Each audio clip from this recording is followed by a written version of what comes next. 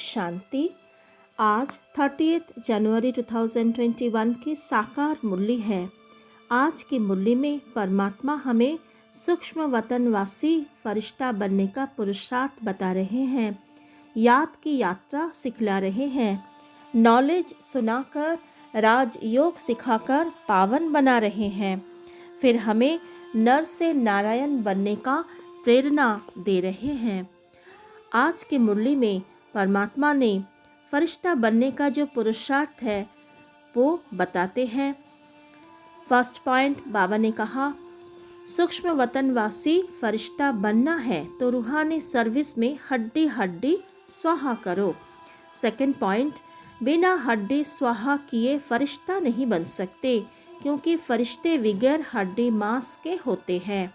Third point, इस बेहद की सेवा में दधीची ऋषि की तरह हड्डी हड्डी लगानी है। फोर्थ पॉइंट, तभी व्यक्त से अव्यक्त बनेंगे, अर्थात हड्डी हड्डी स्वाहा करना है सेवा में। माना मनसा वाचा कर्मणा, तन मन धन समय संकल्प हर चीज़ से हमें सेवा करना है, अथक बनकर सेवा करना है। और एक बात, जैसे फरिश्ते की लाइट का शरीर होता है, हड्डी मांस का शरीर नहीं होता है, और फरिश्ते देह और देह की दुनिया की आकर्षण से परे होते हैं, न्यारे होते हैं। तो हमें भी इस दुनिया में रहते हुए भी 5 विकार से, देह भान से मुक्त होना है, तभी हम फरिश्ता बन पाएंगे। आज बाबा याद की यात्रा के बारे में जो बातें बता रहे हैं वो इस प्रकार से है। बाबा ने कहा, तुम्हारी याद की यात्रा बिल्कुल ही गुप्त है। सेकंड पॉइंट, जानते हैं कि हम इस गुप्त योग की यात्रा पर हैं। थर्ड पॉइंट, वह यात्रा अपने समय पर पूरी होनी है। फोर्थ पॉइंट, मुख्य है ही यह यात्रा।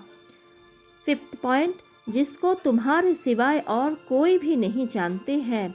सिक्स्थ पॉइंट, यात्रा पर जाना है जरूर, और ले जाने वाला पंडा भी चाहिए। तो आज परमात्मा पंडा बनकर हमें रूहानी यात्रा पर ले जा रहे हैं।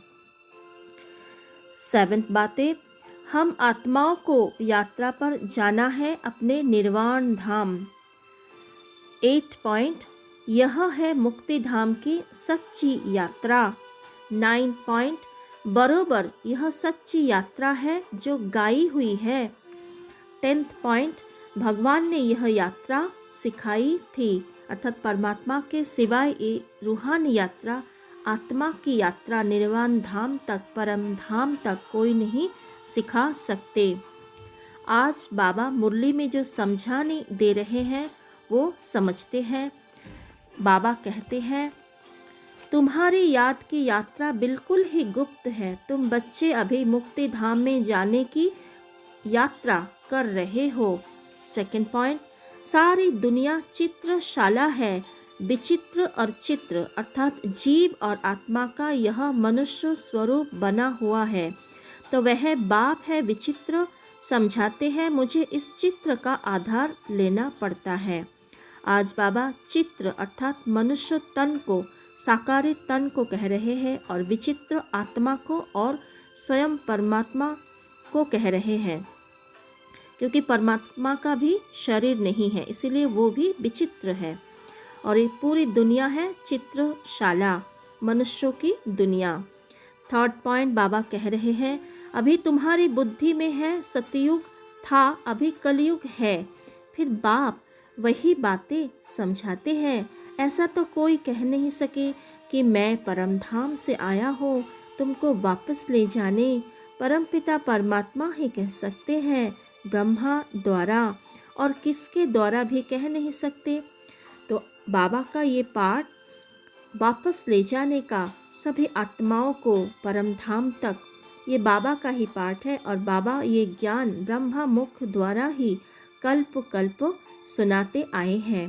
फोर्थ पॉइंट बाबा ने कहा, ब्रह्मा के लिए भी समझाया है कि वह है अव्यक्त ब्रह्मा और यह है व्यक्त, अर्थात साकारी तन द्वारा जो ब्रह्मा बाबा का पाठ चला वो है व्यक्त ब्रह्मा, और अभी जो फरिश्ता रूप में ब्रह्मा बाबा सूक्ष्म वतन में है और अभी भी हम बच्चों की पालना कर रहे हैं, तो वह है अव्यक्त ब्रह्मा, फरिश्ता ब्रह्मा।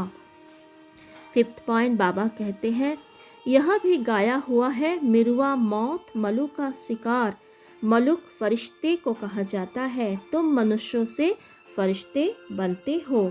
6th पॉइंट, पिछाड़ी में तुम फरिश्ते बन जाएंगे, तुमको सब साक्षात्कार होगा और खुशी होगी। मनुष्य तो सब काल का शिकार हो जाएंगे, तुम्हारे में जो महावीर है वह तो अडोल रहेंगे।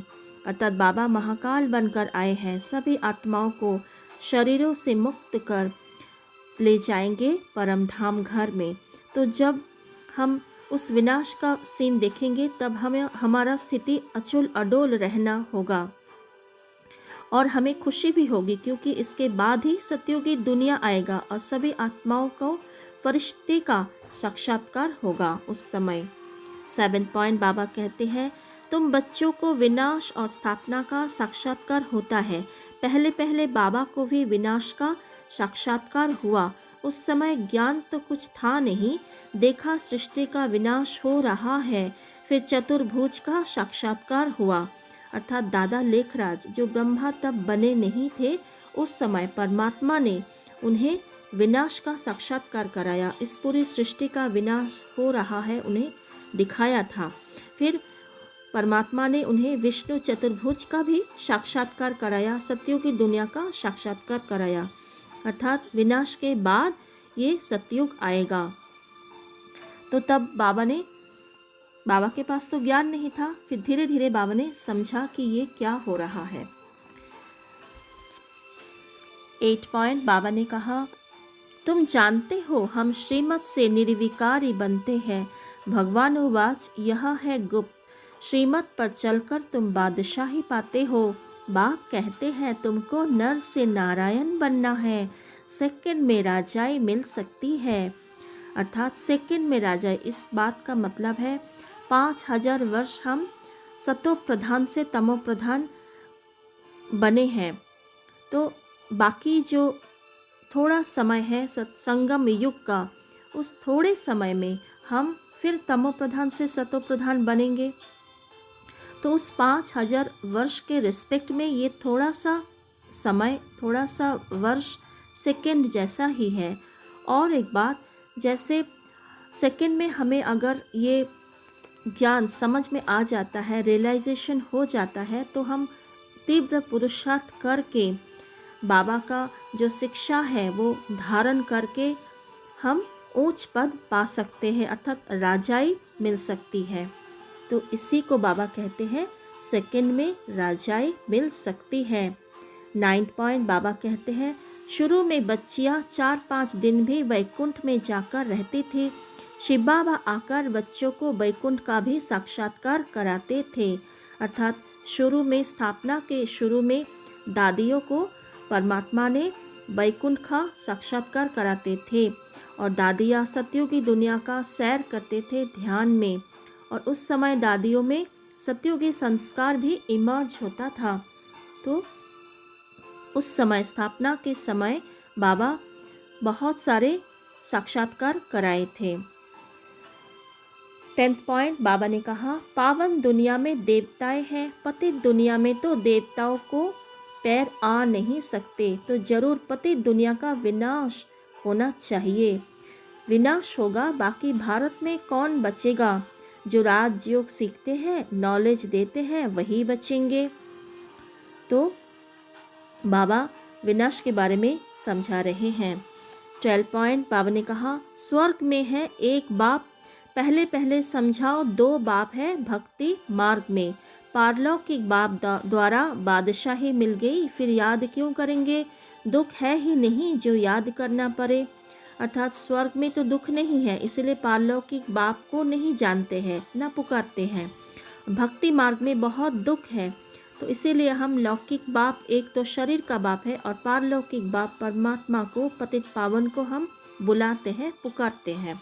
13 पॉइंट बाबा ने कहा, इस मकान में, इस ड्रेस में बाबा हम आपसे अनेक बार मिलते हैं और मिलते रहेंगे। पतित से पावन, पावन से पतित होते ही आए हैं। कोई चीज़ सदैव नई ही रहे यह तो हो नहीं सकता, पुरानी जरूर बनती है। हर चीज़ सतो रजो तमो में आती है। अर्थात ये ड्रामा कल्प कल्प रिपीट होगा और जो सतो प्रधान दुनिया थे, सत्व प्रधान आत्मा थे, वो सारे तमो प्रधान बन गए हैं।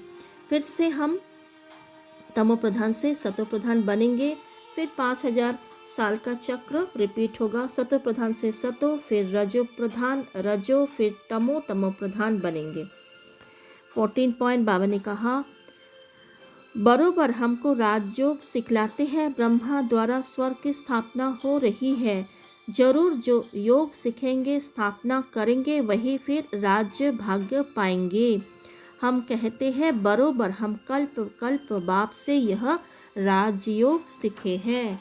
15 पॉइंट बाबा ने कहा, बरोबर भारत स्वर्ग था, अब नरक है। सिर्फ वह लोग समझते हैं कलयुग अर्जुन बच्चा है। तुम कहते हो यह तो कलयुग का अंत है, चक्र पूरा होता है। वह लोग अर्थात जो बाबा का ज्ञान नहीं सुने हैं, जो शास्त्रवादी है वो लोग। तो हम जानते हैं ये पूरा चक्र अभी अंतिम समय पर आ गए हैं और चक्र पूरा होने को है। 16 पॉइंट बाबा कहते हैं, तुम मुक्ति, जीवन मुक्ति धाम, शांति धाम, सुख धाम और दुख धाम को भी समझते हो। आज बाबा ने 7 धाम के बारे में बताया है।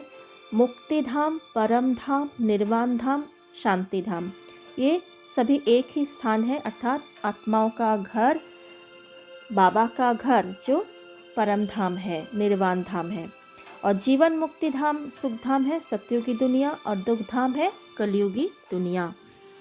आज बाबा आत्मा के बारे में जो बातें समझा रहे हैं, बाबा ने कहा आत्माओं का घर वह शांति धाम है। 2 पॉइंट, वहाँ आत्माओं को ऑर्गन्स ना होने कारण कुछ बोलती नहीं है। 3 पॉइंट, आत्मा कभी विनाश नहीं होती है। शांति धाम में थोड़ा समय ठहरना ही पड़े। आज बाबा वरदान में जो बातें बता रहे हैं, पहले धारणा की बातें देख लेते हैं। बाबा ने धारणा के बारे में जो बातें समझा रहे हैं उस प्रकार से है। 1 पॉइंट बाबा ने कहा, देह सहित देह के संबंधों को भूल जाओ, मन मना भाव मद्धाजी भाव। 2 पॉइंट, याद में रहते रहते हम फरिश्ते बन जाएंगे। 3 पॉइंट, बाबा कहते हैं इन विकारों पर जीत पाओ व दान दो तो ग्रहण छूटे। भारत का ग्रहण छूटता जरूर है, काले से गोरा बनना है। 4 पॉइंट, अंतिम विनाश के सीन देखने के लिए अपनी स्थिति महावीर जैसी निर्भय अडोल बनानी है। 5 पॉइंट, गुप्त याद की यात्रा में रहना है। 6 पॉइंट, अव्यक्त वतनवासी फरिश्ता बनने के लिए बेहद सेवा में दधीचि ऋषि की तरह अपनी हड्डी हड्डी स्वाहा करनी है। लास्ट पॉइंट 7 पॉइंट स्लोगन है, जिम्मेवारी संभालते हुए डबल लाइट रहने वाले ही बाप के समीप रतन है।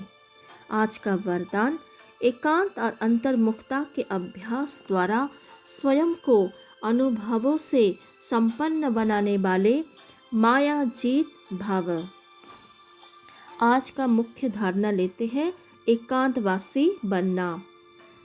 एकांतवासी अर्थात क्या? जो लौकिक में समझते हैं सबसे अलग रहना, अकेले रहना, लेकिन बाबा समझाते हैं एकांतवासी अर्थात एक के अंत में अर्थात बाबा की याद में रहना। बाबा जो भिन्न भिन्न रीति से याद करना सिखाते हैं, याद की यात्रा सिखाते हैं।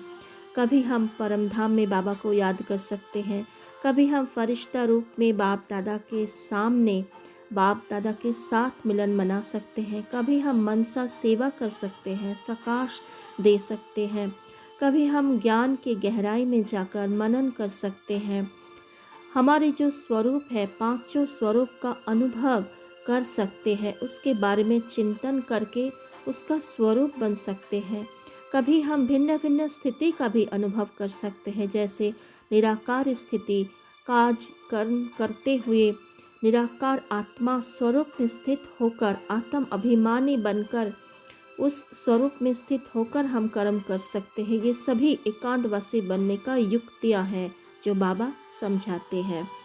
एकांतवासी बनेंगे तो हम धोखा नहीं खाएंगे, माया आ नहीं सकते, क्योंकि बाबा का संग है।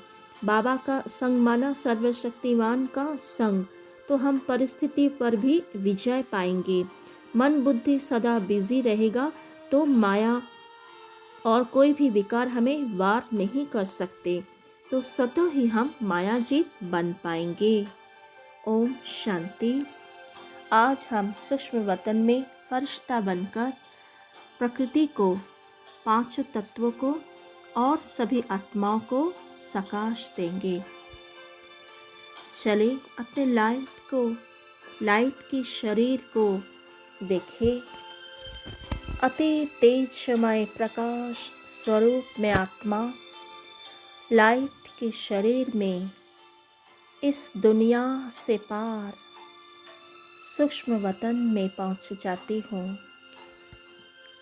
बाप दादा के संग, बाप दादा की दृष्टि लेते रहे।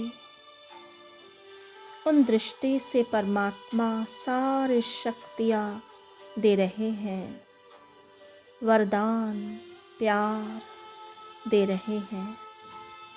लुटा दे उस पवित्रता को, शक्तियों को, प्यार को, वरदानों को सभी आत्माओं पर। पांच तत्वों को पावन बना दे। सभी तत्वों को पवित्रता की शक्ति, शांति की शक्ति मिल रहा है।